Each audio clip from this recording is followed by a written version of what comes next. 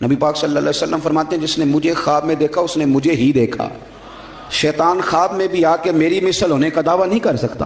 حضرت مولا مرتضیٰ شیر خدا کرم اللہ تعالیٰ وجہ الکریم فرماتے ہیں جناب عمر فاروق کا زمانہ تھا، میں درود پاک پڑھتا سو گیا، میرے نصیب دیکھو کہ میں خواب دیکھتا ہوں کہ اللہ کے محبوب نہ فجر کی جماعت کرا رہے ہیں، میرا بڑا دل کرتا تھا مجھے حضور کی زیارت ہو۔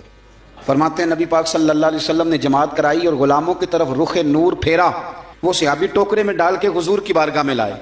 ایک صحابی کے باغ میں تازہ کھجوریں پکی تھیں، نبی پاک صلی اللہ علیہ وسلم نے ایک کھجور اٹھائی اور اٹھا کے منہ میں رکھی، پھر حضور صحابہ کو دینے لگے۔ فرماتے ہیں قربان جائیں نمبر میرا بھی لگ گیا، کھجور کھائی، کچھ کھجور کا مزہ تھا، کچھ دست مصطفیٰ کا مزہ تھا۔ فرماتے ہیں بڑا ہی مزہ آیا، بڑا ہی سرور آیا، دل کرتا تھا کھجور ایک اور ملے، لیکن سب کو ایک ایک مل رہی تھی۔ ادب کا تقاضا یہی تھا کہ میں بھی دوسری کا سوال نہ کروں، ابھی کھجور کھا ہی رہا تھا کہ میری آنکھ کھل گئی۔ دل کرتا تھا آئی یا رات وصال دیوالی تے ربا رات مکن نہ دیویں، فجر کی اذان ہو گئی۔ فرماتے ہیں میں اٹھا تو کھجور کا ذائقہ ابھی بھی میرے منہ میں موجود تھا۔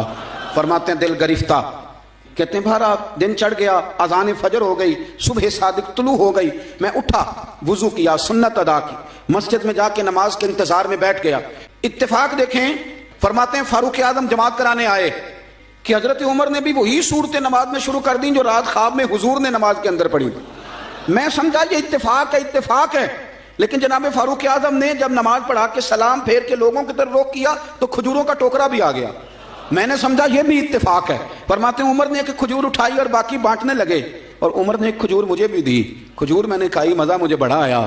کہتے میں نے فوراً کہا عمر ذرا ایک دینا، ایک کھجور اور دینا۔ فرماتے ہیں فاروق اعظم نے اٹھائی، میں سمجھا ملنے لگی ہے، اٹھائی، اور جب حضرت فاروق اعظم نے کھجور بڑھائی اور پکڑا کسی دوسرے صحابی کو دی اور مسکرا کے میری طرف دیکھا، فرمانے لگے علی یوں تو نہ کر یار، اگر رات کو تو حضور سے دوسری لیتا تو میں بھی سویرے تجھے دوسری دے دے۔ میں آپ کو ایک بات عرض کروں، شاید میں سارا دن ہی وظیفے بتاتا ہوں، حضور کی محبت کا ایک تقاضا اور بھی ہے کہ ہمارا نا اپنے نبی سے ملنے کو بھی دل چاہے۔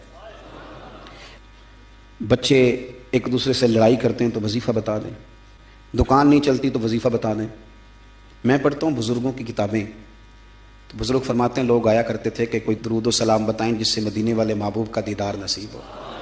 آہستہ آہستہ وہ جو ہمارے سوتے خشک ہوئے ان کے اندر یہ دراڑ آئی کہ وہ جو خاص ذوق تھا، میں نے کہا کہ اس طرح کبھی کوئی محب ہے جس کا محبوب سے ملنے کو دل نہ چاہے، جس کی خواہش پیدا نہ ہو، جس کے اندر تڑپ نہ ہو، ذوق نہ ہو۔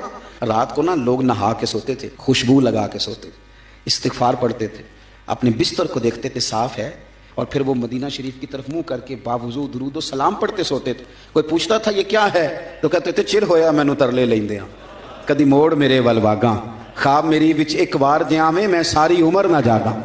نبی پاک صلی اللہ تعالی علیہ وسلم کی غلاموں کا یہ شوق، یہ درد، یہ ذوق، یہ تقاضا کرتا ہے محبت کا کہ محبوب سے ملنے کو دل چاہے۔ وہ جو ایک ذوق ہے حضور کی زیارت کا، ہمارے تو ایسے صوفیاء گزرے جو فرماتے ہیں کہ لمحے کے لیے اگر نبی پاک ہم سے جدا ہو جائیں تو ہم اپنے آپ کو مومن ہی تسلیم نہیں کرتے۔